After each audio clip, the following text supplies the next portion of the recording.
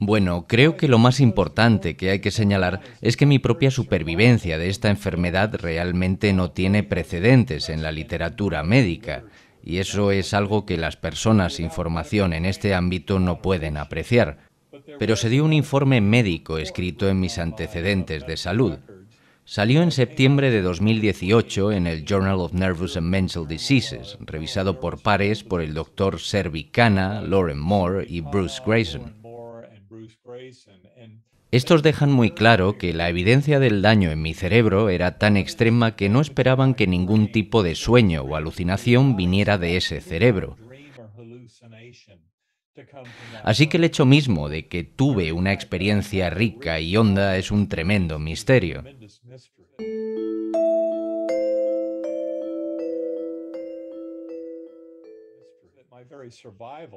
Probabilidad de supervivencia a principios de la semana, al final de 7 días en coma, con ese diagnóstico, tenía como un 2% de probabilidad de supervivencia sin posibilidad de recuperación.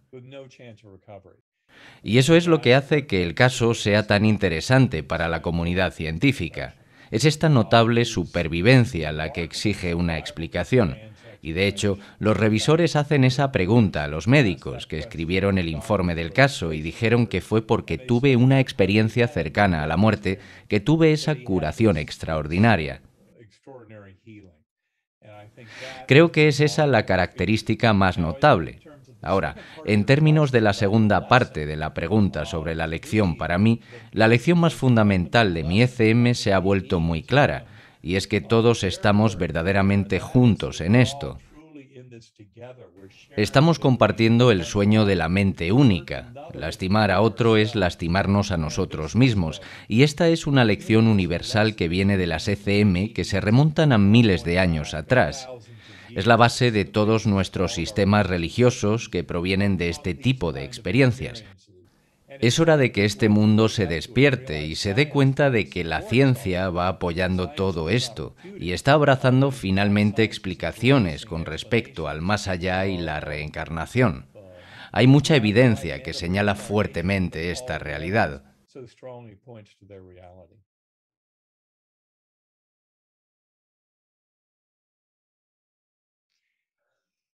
Bueno, creo que a menudo obtenemos estos regalos de las experiencias cercanas a la muerte. Todo se trata de este fenómeno de acercarse a la muerte, ver cómo es ese proceso y luego poder dar un paso atrás en este mundo.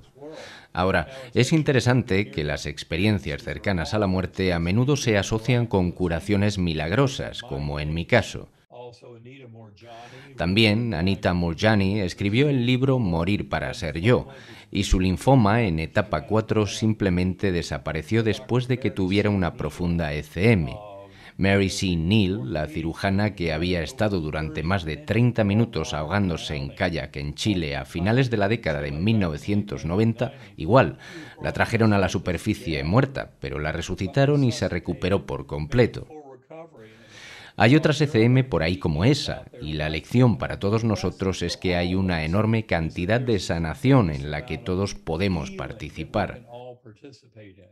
Sin embargo, no siempre se necesita un baile con la muerte. De hecho, Karen y yo, en nuestros talleres, nos hemos convencido mucho de que cualquier ser consciente, cualquiera de nosotros que tenga conciencia de sí mismo, tiene la capacidad de explorar esa conciencia y llegar a algunas de estas profundas verdades y comprensión. Creo que un conocimiento de la literatura de las ECM, es decir, de personas que realmente tuvieron una crisis de muerte de la que luego fueron rescatados y traídos de vuelta a este mundo, esos son casos muy instructivos sobre el poder que todos tenemos para sanarnos a nosotros mismos y llegar a la plenitud. Así que diría que la crisis espiritual puede ser muy útil, pero no es necesario tener personalmente una para obtener este tipo de conocimiento, solo para tomar conciencia. Hay cientos de miles de reportes de ECM en Internet. Hay muchos libros que se han escrito sobre ellos, resumiéndolos, dándoles sentido, y ahí es donde creo que todo este mundo puede avanzar a través de la crisis de otras personas, para que todos nosotros adoptemos ese tipo de información y narrativa y comprendamos nuestra propia naturaleza espiritual.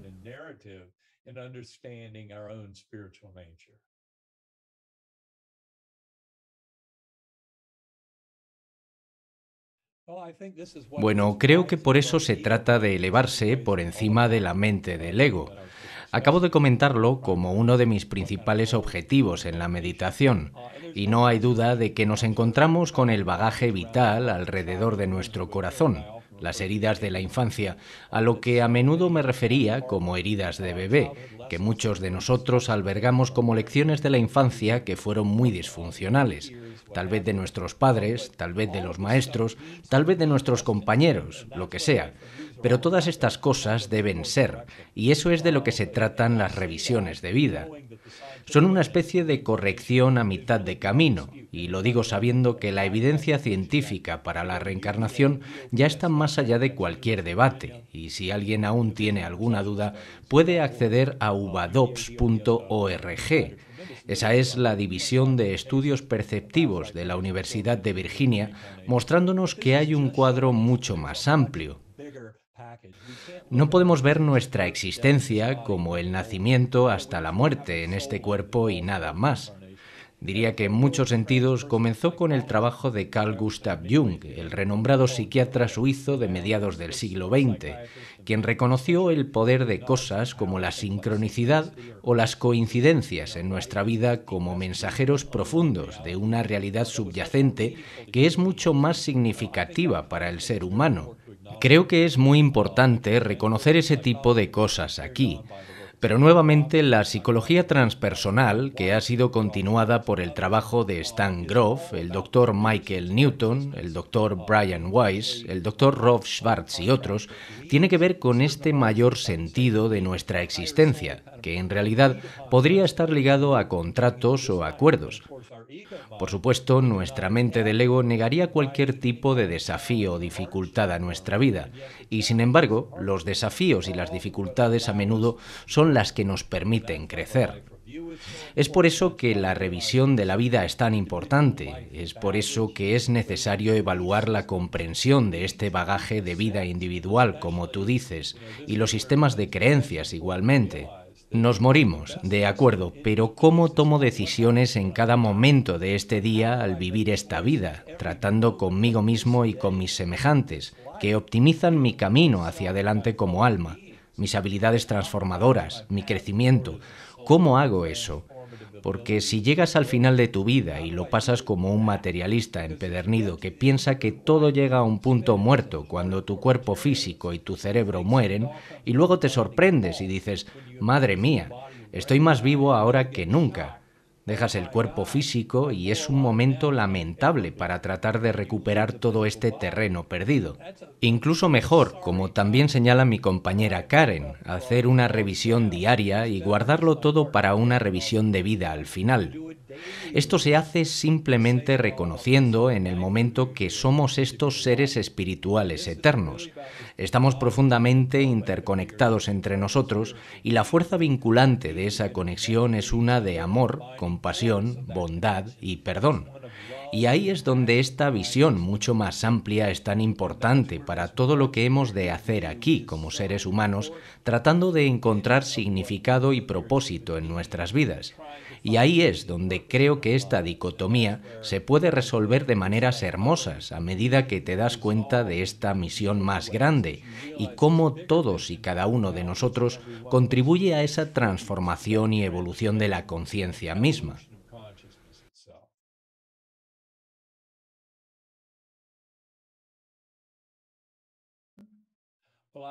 Bueno, creo que mucho de eso tiene que ver con los sistemas de creencias, y lo que uno se encuentra en ese punto donde el cerebro y el cuerpo está muriendo y el alma está siendo liberada, está tremendamente influenciada por esos sistemas de creencias. Y estoy al tanto de los casos en los que las personas se han estancado mucho porque tenían puntos de vista muy inflexibles sobre lo material. Estaban tan confundidos cuando se dieron cuenta de que todavía existían, que realmente necesitaban ayuda, que a menudo podía tardar algún tiempo en materializarse antes de que pudieran pasar a niveles cada vez más altos. Tu tipo de conciencia, de la profundidad de tu conciencia y de este tipo de acceso al alma superior y a la mente primordial es algo que se establece de manera muy hermosa durante tu vida. Así que pasar mucho tiempo en la búsqueda tratando de extraer estas lecciones de las meditaciones diarias consigue llevarlas a las actividades de tu vida del día a día, para hacer de este mundo un lugar mejor, porque aquí es donde nuestras almas logran el crecimiento. Es como inhalar y exhalar, inhalar y exhalar. Esto sería como una gran inhalación aquí en el reino material, a pesar de que estamos temporalmente atontados ante el conocimiento de nuestras almas superiores, que obtenemos entre vidas para ayudarnos a tomar sentido de esa revisión vital e implantarlo en las siguientes encarnaciones. Pero luego está el olvido del programa, y ahí aparecen los médicos que estudian los recuerdos de vidas pasadas, y ahí resulta que los niños deben recuperar esos recuerdos antes de los 5 o 6 años, porque los procesos naturales terminan sepultándolos. Así que la mayoría de nosotros, como adultos, no podemos recordar fácilmente lo que sucede entre vidas y en las vidas anteriores, pero como niños pequeños, esos recuerdos están vivos y accesibles. No sé exactamente por qué ocurre el olvido de ese programa, pero parece darnos más consistencia en el juego, hacer que participemos más en esta existencia, y tal vez eso mejore nuestra capacidad de aprender y enseñar estas lecciones. Pero creo que eso es en combinación con un reconocimiento de nuestras almas superiores, un acercamiento más hacia el trabajo y el potencial de esa alma superior que puede ayudarnos mucho mientras estemos vivos en estos cuerpos físicos como seres espirituales y seres en desarrollo. El trabajo se hace aquí, ese es el punto importante. En ese sentido, considerar el quitarse la vida bajo la falsa enseñanza de que nuestra existencia es una sola no vale. La encarnación, el nacimiento hasta la muerte y nada más.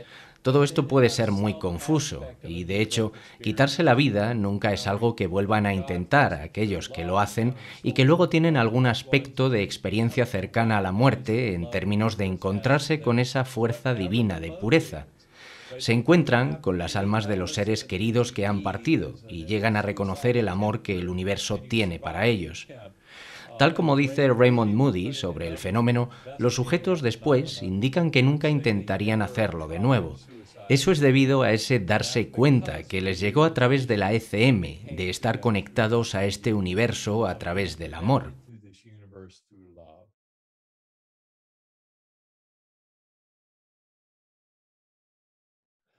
Bueno, si estuviera en esta perspectiva de lombriz, como describí en el primer libro, que se titula The Proof of Heaven, esta es la versión en español, pero si solo hubiera vivido esa parte y regresara a este mundo, habría tenido una ECM infernal, una ECM muy negativa. Creo que en general son simplemente incompletas, imparciales. Mi ECM fue de 28 puntos de 32 en la escala de las ECM, pero la realidad es que debido a mi amnesia había ciertos aspectos por los que no podía pasar, como una revisión de la vida de Ibn Alexander. Pero resulta que el resto del viaje fue increíblemente hermoso y transformador, tal como sucede en la mayoría de las ECM. Ahora resulta que incluso en una situación similar a la de asesinos y criminales en prisión, donde los prisioneros hacían de trabajadores de cuidados paliativos para sus propios compañeros de celda que se estaban muriendo en prisión, ahí sigues encontrando que el tema general del proceso de la muerte es uno de amor, de bienvenida amorosa, y por supuesto la revisión de vida para ese prisionero no va a ser muy agradable, porque tiene que enmendar las cosas que hicieron que fueron del tipo de cosas que les llevaron precisamente a prisión. Pero eso es en esa luz de amor y de perdón. No significa que somos perdonados y que podemos hacer lo que queramos. Lo que significa es que este proceso nos hace ver que se siente mucho mejor dar amor, bondad, compasión y empatía que ser codiciosos y egoístas. En la revisión de la vida debes sentir todo eso. Tú no experimentas la revisión de vida desde tu propia perspectiva personal, sino que casi siempre se describe como desde la perspectiva emocional de quienes nos rodean. Por tanto, las ECM negativas también pueden ser increíblemente transformadoras. Esas personas regresan dándose cuenta de que en lo profundo del reino espiritual los poderes del amor son abrumadores y no hay competencia. No es como si hubiera una batalla entre el bien y el mal en los niveles más profundos de la creación en el universo.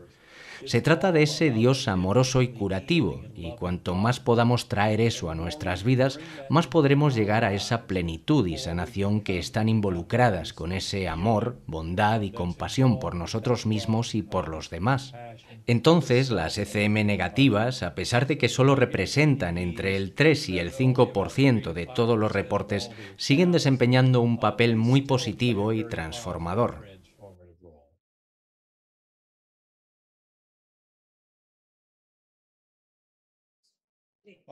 Creo que lo más importante es decir que ningún alma se queda atrás. Todo el mundo está implicado en esta evolución de la conciencia y esta comprensión profunda. Entrar en meditación, centrar la oración, explorar tu propia conciencia, comenzar a aprender lo que puedes hacer en términos de traer plenitud y sanación a tu propia vida. Eso es solo el primer paso hacia la transformación de este mundo. Todos tenemos la responsabilidad de cuidar adecuadamente este planeta.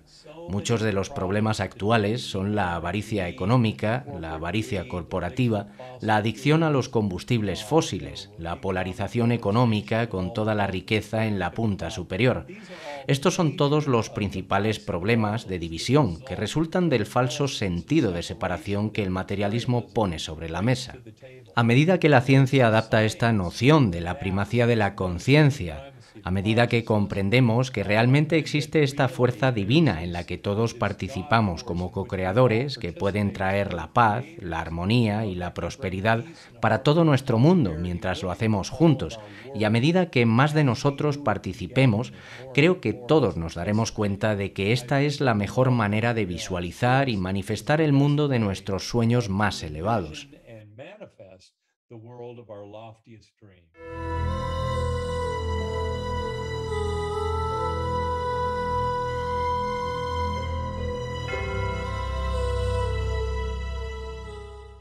Algunos de ellos de una forma muy graciosa, porque decían, veía una luz muy grande, no recuerdo, decía, era como una farola con mucha luz, dice, algunas veces tenía que apartarme así un poco, pero todos lo recuerdan como con una luz muy amorosa y que, bueno, les daba paso a otro estado, ¿no?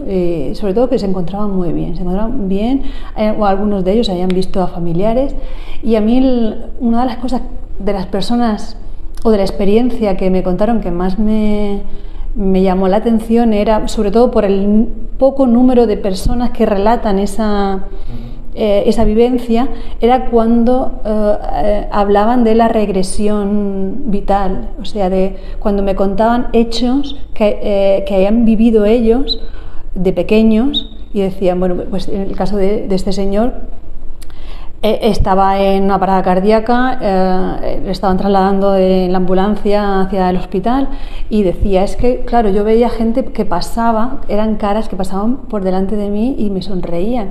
Dice, pero llegó un momento en el que yo me vi, y además esto era tan común, porque así lo dicen muchos, como una especie de cine, de pantalla de cine, y este hombre jamás había oído nunca hablar de las experiencias cercanas a la muerte. De hecho, no sabía ni lo que era y tampoco quería creer que había tenido una de ellas después, ¿no?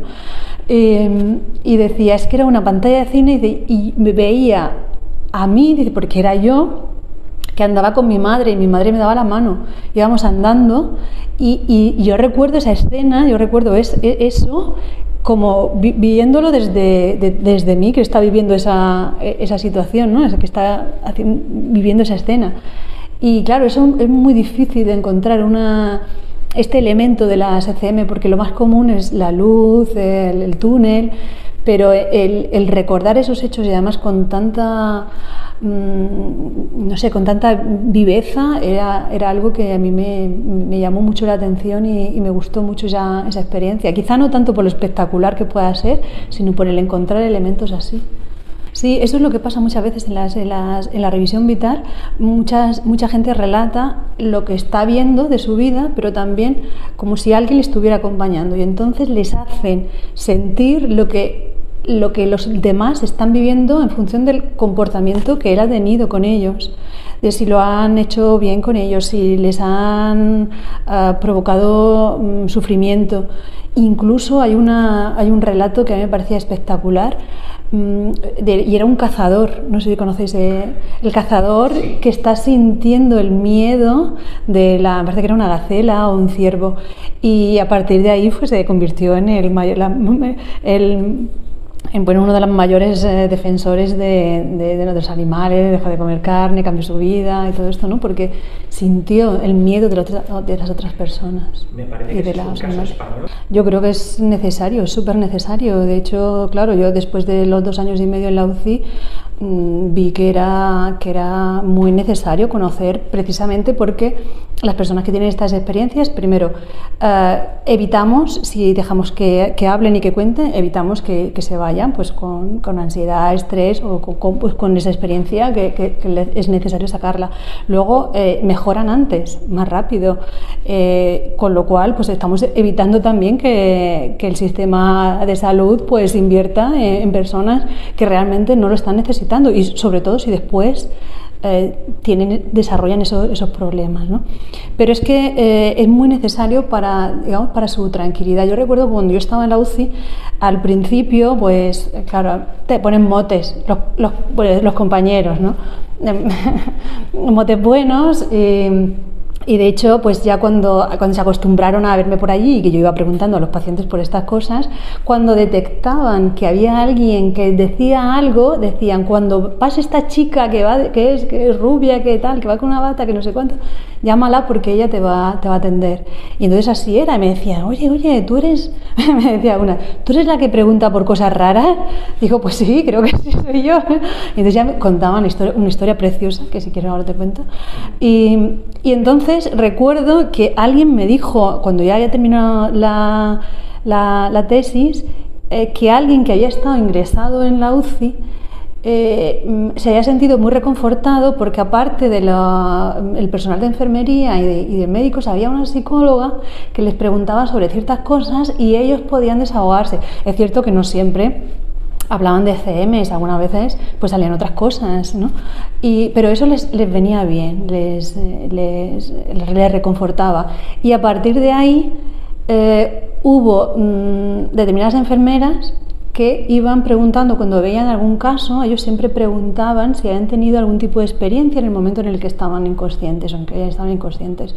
Entonces, si decían que no, pues seguían, y si decían que sí, pues les recomendaban determinadas lecturas o que vieran determinados vídeos que ellos ya conocían, porque ya yo les había hablado de eso, y eso les podía hacer por lo menos que tuvieran una comprensión de aquellas cosas que habían vivido, que no se sintieran ellos mismos como que realmente estaban locos o habían vivido una locura en ese tiempo. O sea que es muy necesario. Sí, yo recuerdo que en una de las entrevistas que le hice al doctor Jeffrey Long, precisamente hablábamos de las experiencias negativas, y él decía que, según los relatos de la gente de los relatos que tenía de la gente que le había contado su experiencia, era porque esos seres con los que algunas veces se encuentran los que tienen esta experiencia les decían que tenían que vivir ese tipo de experiencia. Es decir, la experiencia negativa no siempre es mala, y de hecho, con las 2 personas con las que yo estuve hablando, que habían tenido la experiencia negativa, decían: me alegro, y además es una frase que no se me olvidará, es decir, me alegro de haberla vivido y de haberla sobrevivido, porque ahora entiendo muchas cosas. Entonces es como que les da una claridad sobre su vida que una experiencia positiva no les puede dar. Es decir, cada uno tiene la experiencia que necesita para avanzar en la vida. Y eso me pareció súper bonito, porque hablando además con Ramiro Calle, que es un buen amigo, es profesor de yoga, muy conocido, él también tuvo una experiencia más bien negativa. Y precisamente hablábamos de eso, ¿no? De por qué yo, que me he dedicado toda la vida a la meditación, al yoga, que intento conocer más sobre el espíritu, sobre el ser humano, por qué tengo una experiencia, digamos, tan neutra, no tan negativa como los casos que yo me he encontrado, pero sí una experiencia que decía: es que si esto es la muerte, yo Yo pensaba que era otra cosa, ¿no? Y es cierto que al hablar de esto, de decir, mira, pues esta teoría, decía, claro, entonces, bueno, podía tener más sentido, ¿no? Y bueno, creo que realmente, bueno, pues es interesante barajar un poco esta teoría de que quizá la persona vive la experiencia que necesita vivir, ¿no? Claro. Y que luego pues ahí la experiencia va creando modificaciones en tu vida que se hacen lentamente, que incluso hasta 7 años después se está transformando la persona, ¿no? Entonces, tanto si ha sido positiva como si ha sido negativa, tiene influencia en lo que la persona es, entonces, y para bien. Bueno, yo creo que en principio hay que diferenciar entre conciencia y consciencia. Cuando hablamos de conciencia sí que tiene que ver un poco con todos los procesos mentales que están relacionados y ubicados en el cerebro, y esto es así, y creo que es un hecho. La consciencia abarca un poquito más, y es cuando, digamos, a través del cerebro, el cerebro, digamos, filtra aquellas cosas que no son propias de él. Es como si conectara la parte más física, el entendimiento, con aquellas otras cosas que no forman parte del cerebro, como puede ser la visión de otros lugares, o incluso la visión remota, o todos esos elementos que son propios de las ECM y que no se pueden explicar a través de los procesos mentales que se generan en el cerebro. Entonces, si tenemos en cuenta que, por ejemplo, en los últimos días de vida de una persona, cuando hablábamos precisamente de esa mejoría que aparece 2 o 3 días antes, aparece en esa consciencia con hablamos un poco como que hay una expansión, digamos, del cerebro, ¿no? Como que el cerebro es un poco como lo que relatabas antes, como que ahí es el momento en el que tanto la conciencia como la consciencia empiezan a unirse, y entonces uno es capaz de darse cuenta de dónde está físicamente, de lo que hay, de quién hay alrededor, y además de ver otras cosas que los que no estamos en ese proceso de expansión de conciencia no podemos ver, salvo algunas personas que sí que tienen esa capacidad, como ya habló Raymond Moody, ¿no? De esas experiencias compartidas. Entonces creo que el cerebro de alguna manera ayuda a darle interpretación a lo que estamos viendo, y a partir de ahí creemos o no creemos, o le damos una explicación o no, pero que realmente cuando se está muy cerca de ese proceso digamos, de muerte o de separación, es cuando la consciencia se hace más evidente. Y se expande, ¿no? Se expande. Ese es un término que yo le pregunté a Raymond Moody si podría ser, si sería bueno hablar de expansión, y me decía, es que es eso, es que es una expansión de la consciencia. Bueno, la primera pregunta era si creo que... ¿Crees que tienen conciencia o algún nivel? Bueno, eso fue una de las preguntas que yo le hice al doctor Van Lommel, y él me hablaba de la conciencia de grupo, ¿no? Que los animales sobre todo tienen conciencia de grupo, y se ven sobre todo pues, en los pájaros, ¿no? Que es muy evidente pues, cuando van juntos, o en las manadas.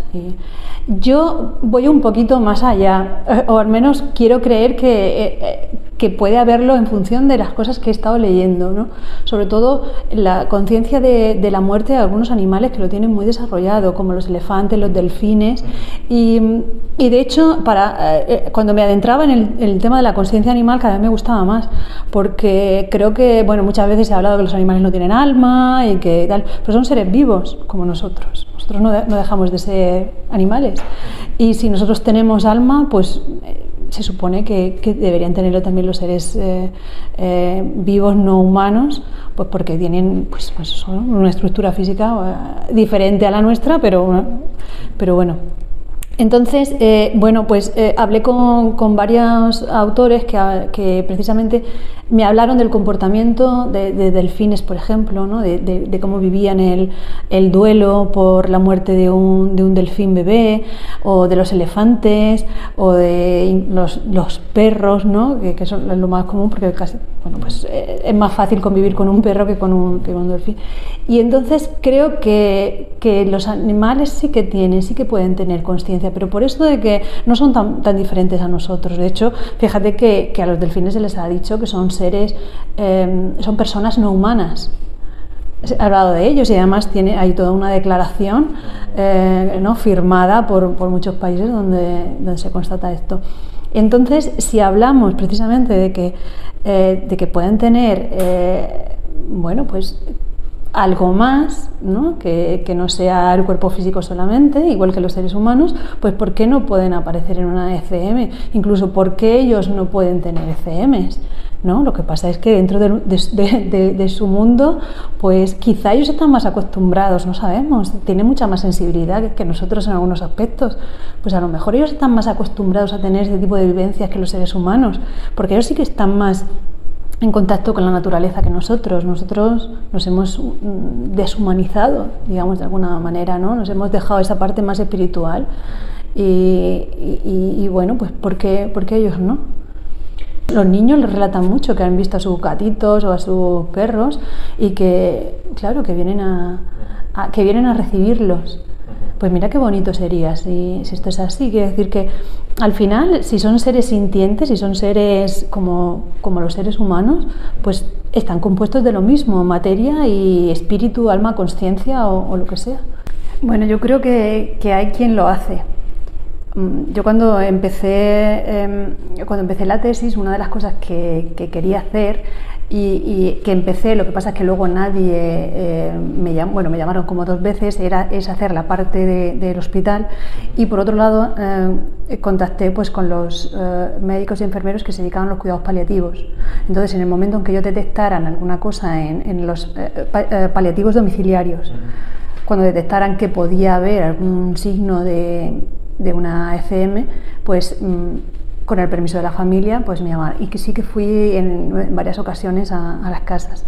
Entonces, porque conozco a algunas de las personas, enfermeras sobre todo, que iban a domicilio, sé que en algún momento se les ha hablado, ¿no? No sé hasta qué punto se lleva a cabo esto ahora mismo en los hospitales. Sé que la gente, bueno, pues como ya se habla cada vez más del duelo, de paliativos, de las ECM, esto cada vez se está hablando más y esto es muy bueno, pues ya tienen mucho más conocimiento de lo que es esto y de lo que les puede aportar. Yo en el hospital, cuando veía por ejemplo, a familias que, bueno, cuando yo pasaba en el hospital, porque aparte de la UCI, yo iba a otros servicios donde la enfermera que se encargaba de los paliativos, pues hablaba con las familias y cuando detectaba algo, pero era en el hospital, pues me llamaban y yo hablaba con las familias o incluso con la persona que estaba en ese proceso. Entonces ahí, cuando había alguna familia que lo estaba llevando muy mal, yo intentaba, si que ellos querían, que les hablara de ciertas cosas. Y cuando me decían que sí, que era, pues voy a decir el 99% de los casos, la respuesta era muy buena y era muy aceptada. Y en muchas ocasiones pues les ayudaba, sobre todo a la familia, a saber cómo acompañar a su ser querido. Entonces, cuando ellos veían que su familiar empezaba a hablar de alguien que ya había fallecido o relataban cosas que ellos en otro momento habrían catalogado, pues como que ella es, como que se le iba un poco la cabeza por el momento en el que estaban viviendo, le daban otra interpretación, les ayudaba mejor a acompañarles en ese momento, porque sabían que a partir de ahí, como mucho, iban a ser 3 días, con lo cual les daba tiempo a despedirse, a dejar todo tranquilo, todo arreglado para que la persona pudiera estar tranquila, a poder decirle pues todas aquellas cosas que no le habían dicho en vida, y sobre todo ellos, la familia, que es una parte muy importante y algunas veces olvidada, elaboraba mejor el duelo, porque veían que al haber ayudado a su familiar a morir de una forma más tranquilo, porque hay que tener en cuenta que cuando una persona tiene estas visiones, mueren de una manera más apacible. Y esto es una cosa que además también lo relataba Peggy Sartori. Cuando vives una ECM, la forma de morir es como más tranquila, más apacible, ¿no? Entonces, claro, es importante que se tenga en cuenta este tipo de experiencias, porque nos va a decir, este es el tiempo que tenemos y en este tiempo tenemos que hacerlo todo. tenemos que ayudar a que se vaya, tenemos que dejarle que vaya tranquilo, no tenemos que presionar para que haga todo lo posible para sobrevivir porque no lo va a hacer y esto le va a generar más estrés. Es decir, a comportarnos o a acompañarles de la mejor manera para que hagan el tránsito de la manera más fácil. Bueno, es importante hablarle del SCM a todo el mundo, tanto a la persona que está viviendo ese proceso como a los acompañantes. Lo que pasa es que hay que saber cuándo hay que hablar de estas cosas, porque a veces uno no quiere que se le hable de que está en un sitio mejor, porque está en el modo, digamos, entre comillas, egoísta, pero no egoísta en plan mal, sino está viviendo la pérdida, está sufriendo porque tiene que aprender a vivir sin la persona querida. Entonces no quiere saber si el otro está en un sitio mejor o no, lo que quieren es aliviar esa pérdida. Entonces hay quien estas experiencias le ayudan mucho en un momento clave y hay quien necesita un poquito más de tiempo. Entonces siempre es bueno hablar de esto, pero hay que ver un poquito cuándo es el momento, porque las creencias también pueden impedir que estas experiencias no sean bien acogidas y entonces no las vean como algo positivo para ellos. Entonces por eso siempre hay que ir a un profesional que conozca el tema del duelo, que sea especialista en duelo. No nos sirve cualquier persona, por muchos cursos que haya por ahí de fines de semana. Hay que ser un especialista en duelo, a ser posible psicólogo y que conozca también las experiencias cercanas a la muerte, que sepa cuándo se pueden hablar, siempre que la persona esté dispuesta a querer conocer más sobre esto, porque siempre hay que pedir permiso para hablar de estas cosas. A mí me dijo alguien muy cercano, además, que había tenido una ECM, después de escucharme varias veces hablar de estas cosas y tal, me decía, pues esto es lo que me pasó a mí cuando yo tenía 14 años. Digo, hombre, ahora me lo cuentas, que ya he terminado mi tesis. Ahora, sí, ¿no? Y es verdad que, dice, claro, empieza, sobre todo por las vivencias estas que se tienen, que 60 años después de vivir de una ECM, la recuerdas intacta, ¿no? Y que te ayuda un poco a darte cuenta de que quizá hay algo más, ¿no? Y eso siempre ayuda. A ver, la pérdida es la pérdida, el duelo es el duelo, el sufrimiento lo vas a tener siempre. Y además eso, yo se lo digo a los pacientes, yo no voy con paños calientes. El duelo es malo, pero es un proceso de adaptación y tenemos que adaptarnos a vivir sin la persona, y duele. Y no hay nada que pueda aliviar del sufrimiento porque estás viviendo sin la persona y eso cuesta mucho, pero puedes llevarlo un pelín mejor. Esa forma de llevarlo mejor es cuando tienes determinadas certezas en tu vida, ¿no? Y las ECM pues nos pueden ayudar a eso. España, si vamos muy atrás, no vamos muy atrás, deberíamos... Penny Sartori, que es muy importante. Eso es. Penny Sartori, además Penny Sartori y yo los conocí también a Ibn Alexander en un congreso en Marsella que fue muy potente, donde llevan los mayores investigadores del mundo sobre experiencias cercanas a la muerte. Jodie Long, por ejemplo, la mujer de Jeffrey Long, es también una gran investigadora. Fíjate que las ECM casi siempre son hombres los que se conocen, pero hay muchas mujeres que investigan este tema. Y bueno, creo que fuera de España se está haciendo una labor muy chula. Penny Sartori, por ejemplo, es que hicimos la misma investigación en UCIs, y además al conocerla mientras que yo estaba preparando mi tesis y ya estaba en el hospital, a veces le preguntaba cosas sobre, ¿tú has tenido este tipo de casos? Y compartíamos experiencias y casos y nos íbamos, entonces creo que fuera se está haciendo una labor muy importante. En España ahora se está empezando a investigar desde el ámbito más científico, que ya era necesario, porque desde el doctor Vila pues no había habido investigaciones hasta que alguien decidió en Murcia hacer una tesis en un hospital desde el ámbito académico, que ya es... y entonces, pues creo que es importante, hay que saber, hay que mejorar más, hay que investigar más, hay que ver la necesidad de investigar sobre temas relacionados con la conciencia y con el ser humano. Es verdad que la ciencia tiene que avanzar más y esto es indiscutible en todos los aspectos, pero también hay que invertir en temas relacionados con el ser humano.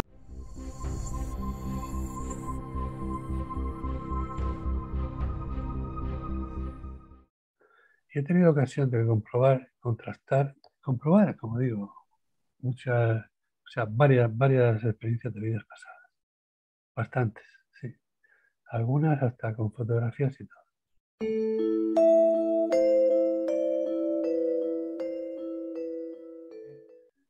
En el momento que tú compruebas, pues te das cuenta que es cierto.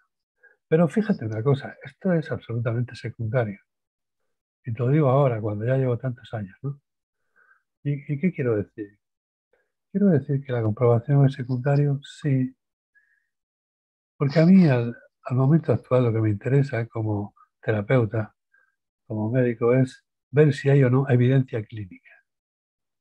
Es decir, si a mí me consultas porque te pasa esto, esto y esto, y después de una experiencia que el paciente identifica, no el terapeuta, el paciente identifica como una vida pasada, resulta que se te quitó el problema que presentabas, pues oye, resulta que no es cierto que te lo has inventado, pues bendita imaginación, porque ha sido sanadora para ti. Pero bueno, eso sería hablarlo. Para mí no hay ninguna experiencia inventada. ¿Sí? Hay muchas experiencias que no puedes razonar, no puedes entender. Sí, claro que sí. Pero es que yo para entender esto necesitaría tener unos instrumentos diferentes a los que tengo.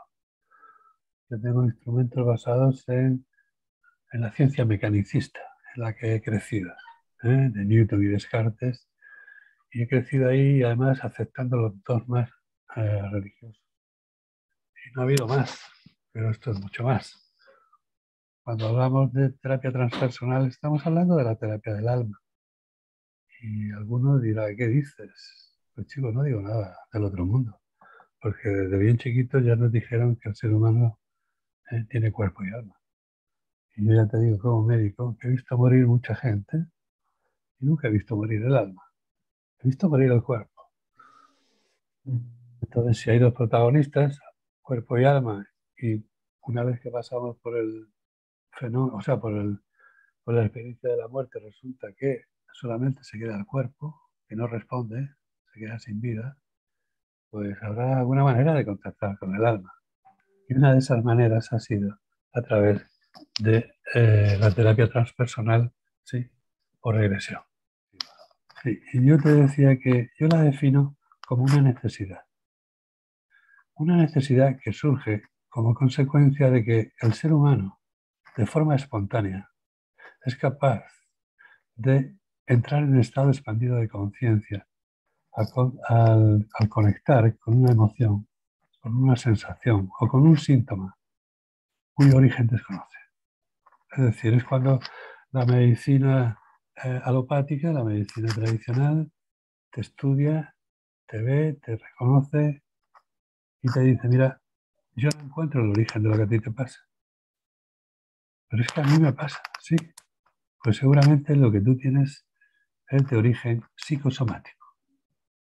Ahí es donde empieza la terapia transpersonal, ante las situaciones psicosomáticas, ¿sí? Ante los cuadros psicosomáticos. Porque el médico alopático, muchas veces sin tener conciencia plena de lo que te está diciendo, al decirte que lo tuyo es psicosomático, te está diciendo la verdad.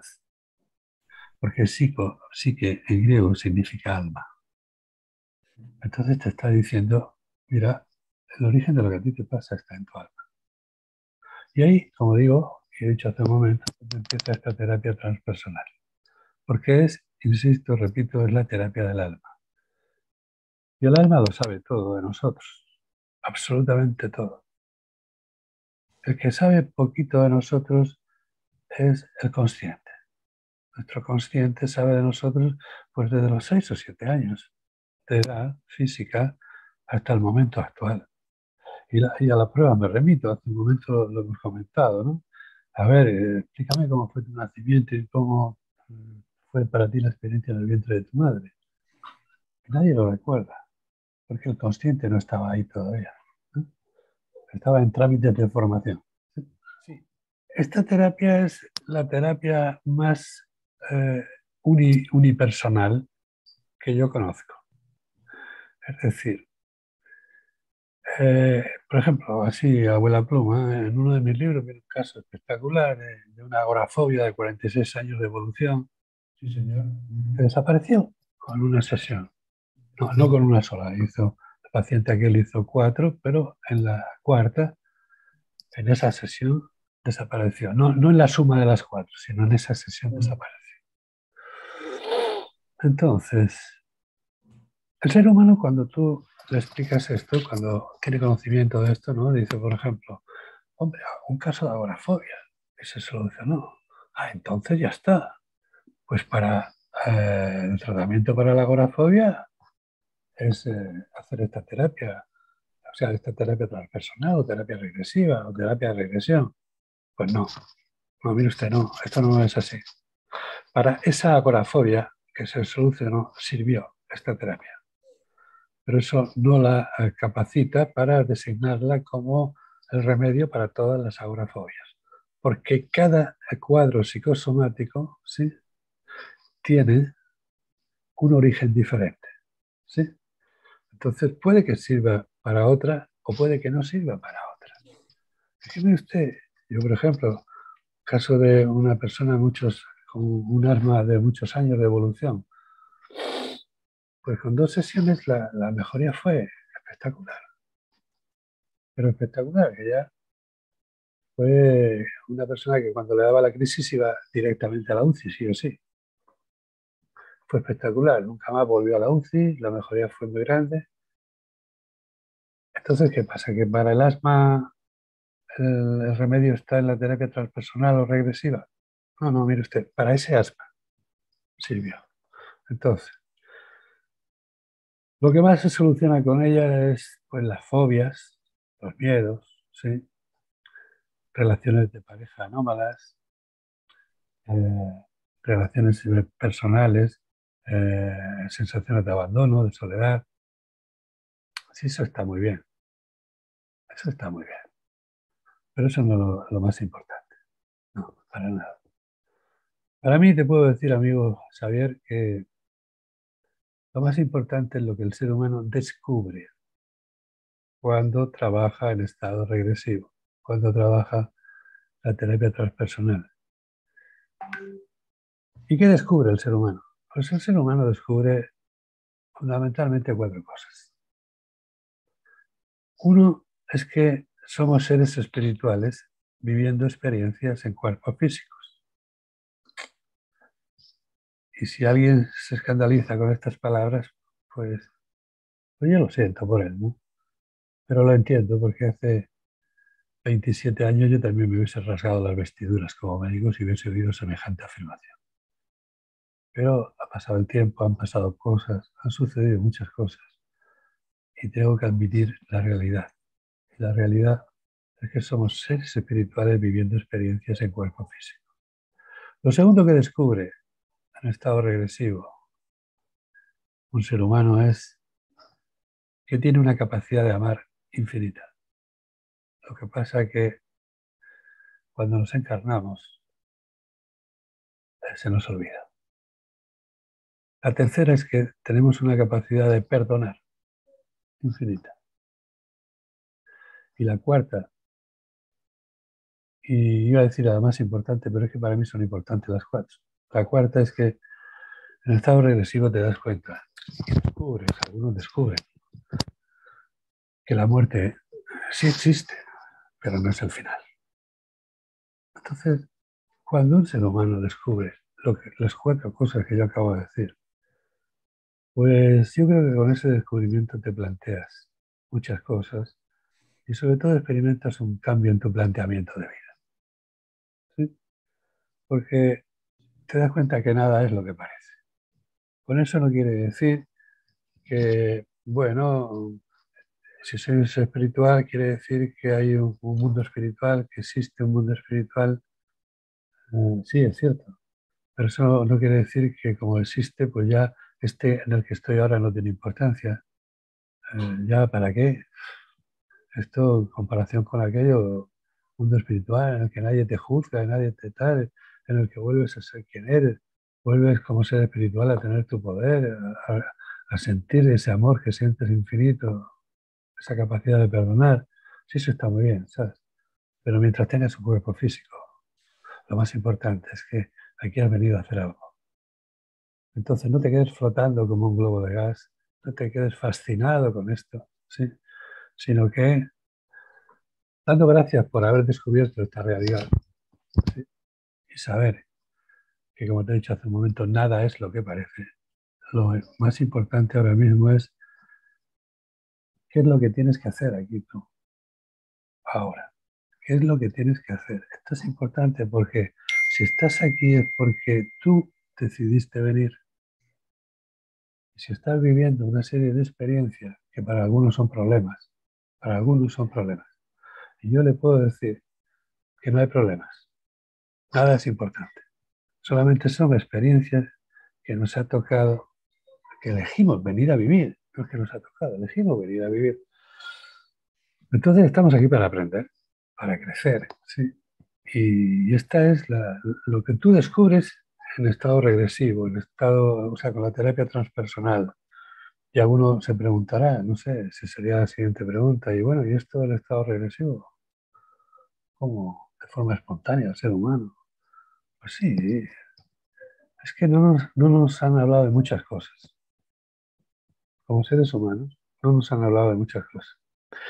Y una de ellas es de esa capacidad natural que tenemos de entrar en estado expandido de conciencia, al conectar, como he dicho antes, con una emoción cuyo origen desconoces. Bien, pues esa capacidad natural que tenemos todos los seres humanos nos permite ser capaces de estar simultáneamente en dos presentes.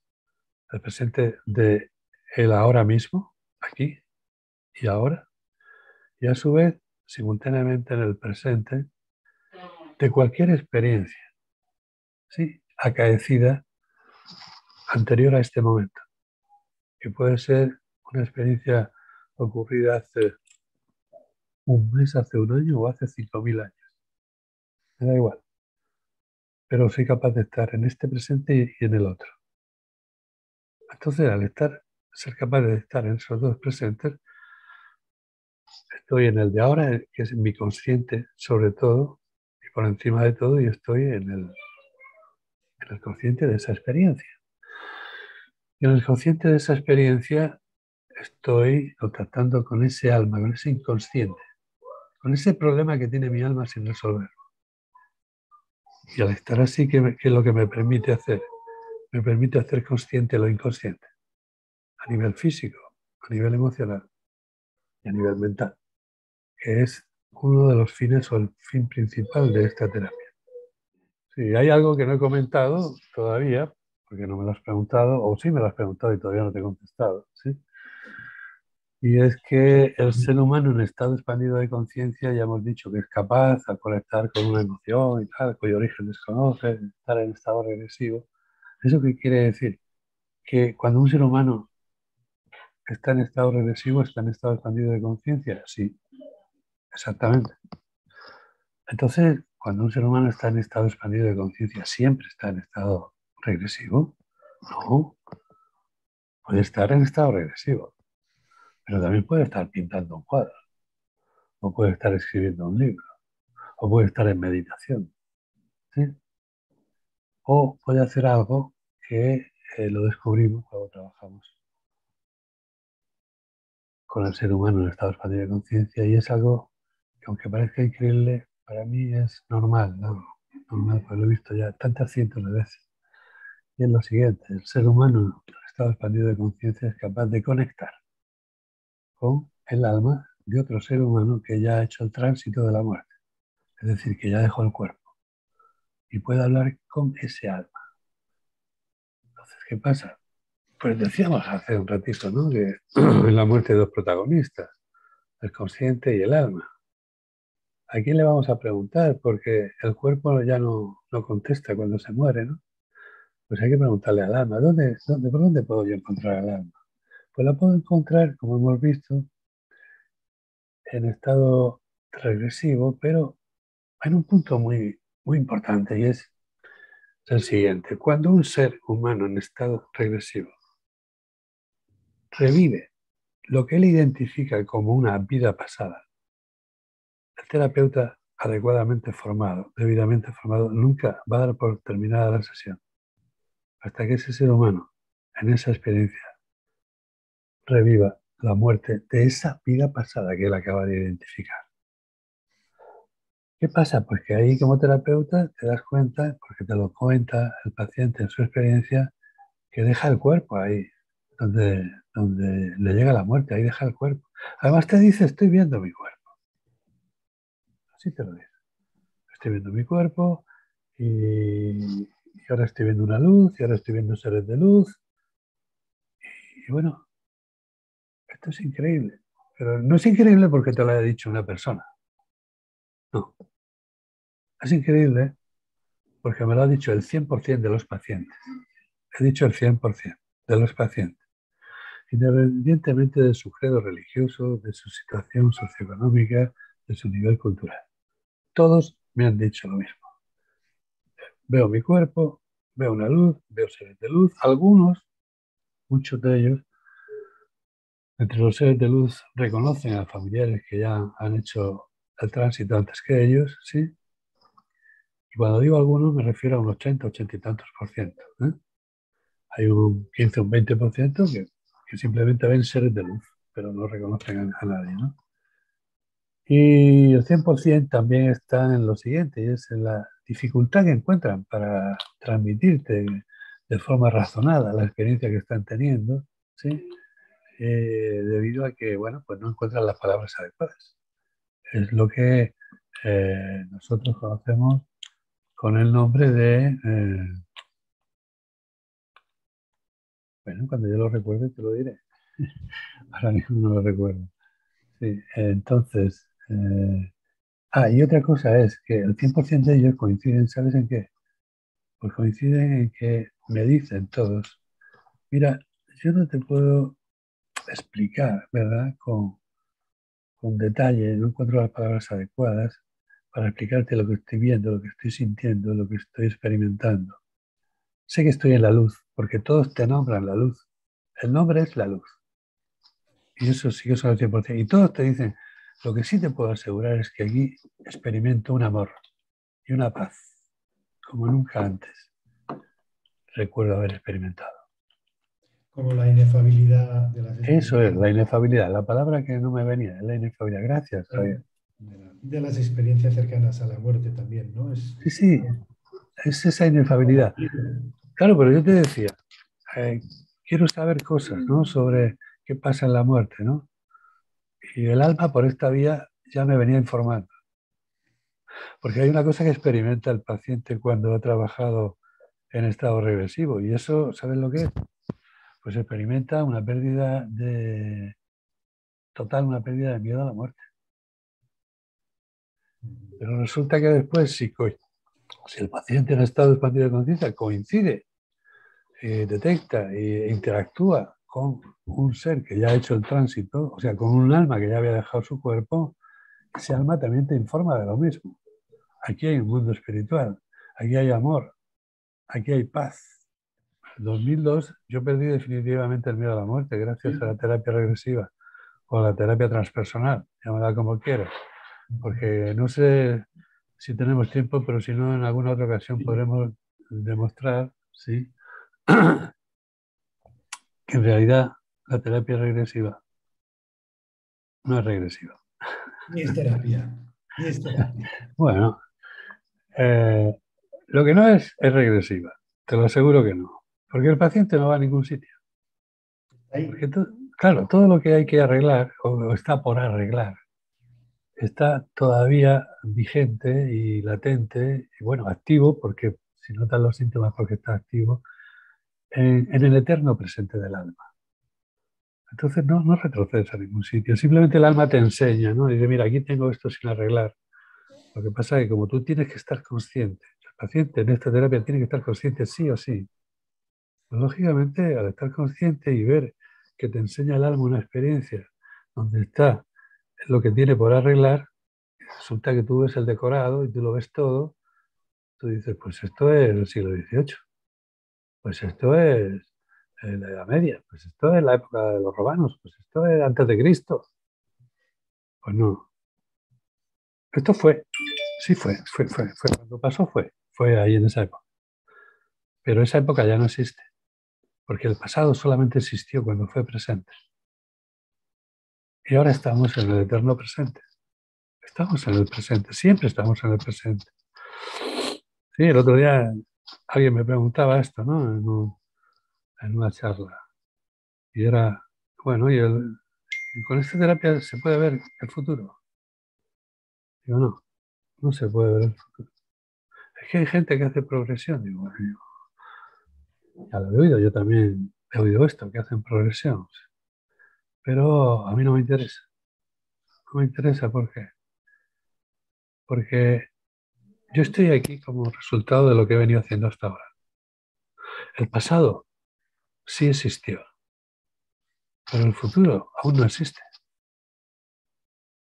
Entonces, como yo digo muchas veces, muy posiblemente el futuro ya esté escrito, pero el tuyo está por escribir por ti. Así que dedícate al aquí y a la hora y al presente. Es que a mí me gustaría saber qué va a pasar dentro de un año. No, mire usted sabe si mañana se va a despertar. No lo tiene seguro, ¿verdad que no? Entonces, ¿por qué le preocupa un año? ¿Cómo me preocupa? No, no me puede preocupar de aquí a un año.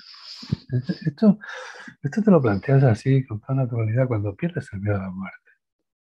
Porque cuando pierdes el miedo a la muerte, como tú muy bien has dicho antes, ¿sabes lo que pasa? Que aprendemos a vivir. Aprendemos a vivir. Que hasta que no lo pierdes, estás con la espada de Damocles encima de la cabeza, ¿no? Muchas personas se pasan años y años diciendo que me voy a morir. Ay, que me voy a morir. Ay, que me duele aquí. A ver si, a ver si me pasa esto, a ver si. Y al final suelen ser los que, como se dice aquí en mi pueblo, los que entierran a todos los demás. Son Yo los creo que últimos eso se en dice irse. en todos los pueblos. Pero se pasan 20 o 30 años sufriendo. Y eso no es vivir. ¿Para qué? Para que al final te mueres, porque al final te mueres. O sea, aquello que ancestralmente se decía, la, la muerte es el fracaso de la medicina. No, mire usted, la muerte no es el fracaso de la medicina. No. La muerte es el final de una experiencia que he venido a vivir aquí. Y punto y final. Sí, señor. Y hay que vivirla con todas sus experiencias, Sí, sí, por supuesto. porque al final la noche oscura del alma no deja de ser una experiencia de la cual tienes que Efectivamente. aprender. Así es. Bueno, y luego, después de ver esto y poder informarte por el alma aquí, cuando entras en el apartado de experiencias cercanas a la muerte, entonces ya, Bueno, yo ahí aluciné, no, no ya con la mía, sino con otras anteriores, que tú sabes que ahora estoy con ellas entre manos, sí, y sí. aluciné. ¿Sabes por qué aluciné? Pues porque me dicen lo mismo que me decía el paciente, cuentan lo mismo que cuenta el paciente que en vida pasada revivió la muerte. Cuentan lo mismo, exactamente lo mismo. Estoy viendo mi cuerpo, vi cómo me hacían la reanimación, ahí de pronto vi una luz, ya me fui a la luz, etcétera, etcétera. Tienen la inefabilidad, ¿eh? La palabrita esta que no me salía antes, que ya hemos definido lo que es, y hablan también de la luz. Todos hablan de la luz. Tengan el credo religioso que tengan, es que da igual esto, Es que da igual, da igual. da igual. Entonces, hay personas que cuando te oyen hablar así dicen, entonces esto va en contra de la religión. No, mire usted, esto no va en contra de la religión. Para nada, para nada. Esto es lo que es y nada más. Entonces, la religión, pues mire usted, las religiones, todas las religiones a mí me parecen muy válidas, todas, absolutamente todas. Y yo lo que digo cuando algo me preguntan al respecto es, mire, siga usted el camino que sienta que tiene que seguir. Sigue la religión que sienta, pero eso sí, sígala al 100%, porque todos los caminos llevan al mismo sitio. Todos llevan al mismo sitio. Y cuando estemos todos allí en el mismo sitio, pues nadie nos va a preguntar si usted es católico, usted es islámico, usted es testigo de Jehová, usted es mormón, usted es agnóstico, usted es hijo de Dios. ¿Sí? Y como todos somos hijos de Dios, pues volvemos al origen. you.